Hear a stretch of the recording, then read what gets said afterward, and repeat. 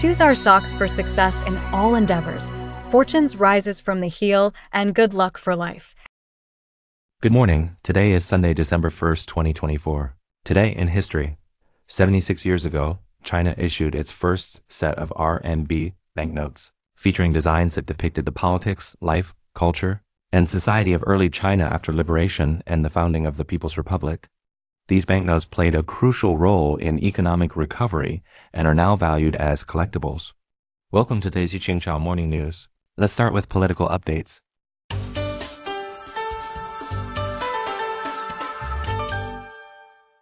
Iraq holds first census in 40 years.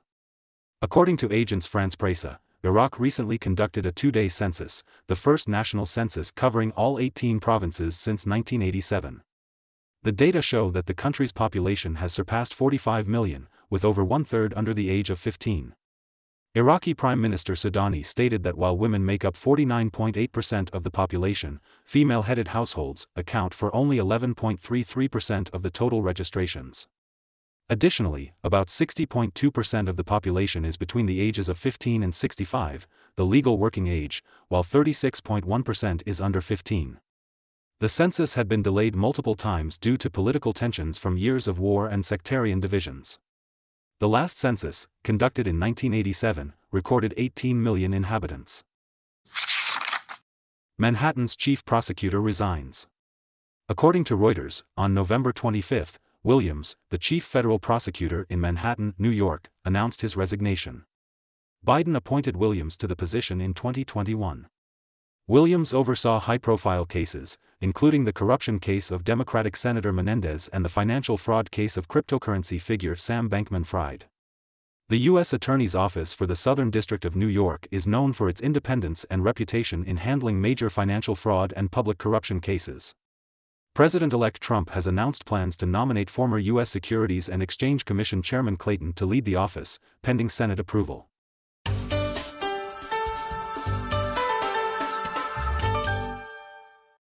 Israel approves ceasefire agreement with Hezbollah. According to Agence France-Presse and the BBC, on November 26, the Israeli government approved a ceasefire agreement with Hezbollah in Lebanon. Israeli Prime Minister Netanyahu thanked U.S. President Biden for his role in promoting the ceasefire.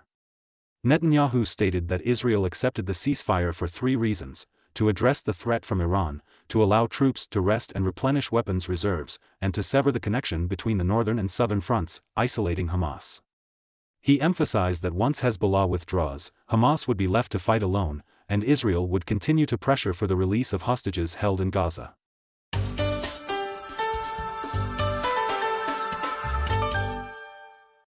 EU Council approves 2025 budget. According to Reuters, on November 25, the European Council approved the 2025 EU budget. The total new budget is approximately €192.769 billion, with total expenditure around €149.616 billion. The EU's annual financial budget follows the multi-year financial framework, a 7-year plan that provides strategic guidance and financial support. It aims to enhance the EU's market competitiveness and reduce development gaps among member states by setting priorities and investment directions for medium and long-term policies.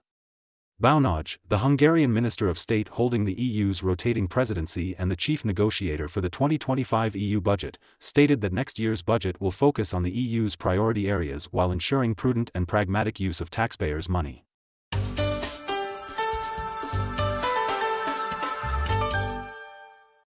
Six tourists in Laos die from poisoned alcohol. According to news from Vientiane, a suspected methanol poisoning incident occurred recently in Vang Vieng, a popular backpacker destination located about 2 hours north of Laos' capital. 2 Danes, 2 Australians, a Briton, and an American died after drinking free alcohol at a backpacker hostel. More than 10 other foreign tourists were hospitalized for methanol poisoning.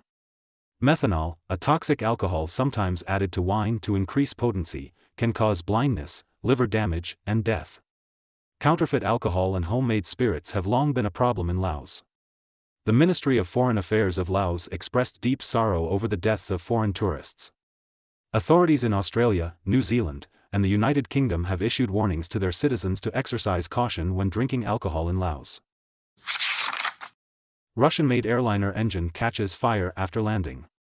According to Reuters, a Russian-made passenger plane recently caught fire in its engine after landing at Antalya Airport in southern Turkey. A video released by the Turkish Ministry of Transport showed fire-extinguishing foam under the plane, with firefighters continuing to spray foam on the left engine to cool it. The Sukhoi Superjet 100, operated by Azimuth Airlines, had taken off from the Russian Black Sea resort of Sochi. The plane was carrying 89 passengers and 6 crew members at the time of the incident. All passengers and crew were safely evacuated. Azimuth Airlines stated that the plane made an emergency landing due to wind shear. The Russian Federal Aviation Administration is investigating the incident.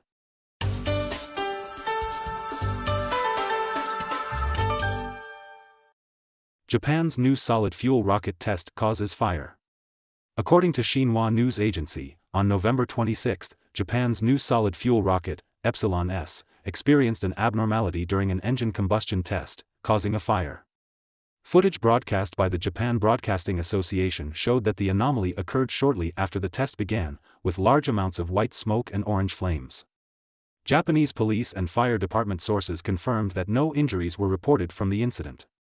Epsilon S is an improved version of Japan's small solid-fuel rocket, Epsilon, developed for launching small satellites.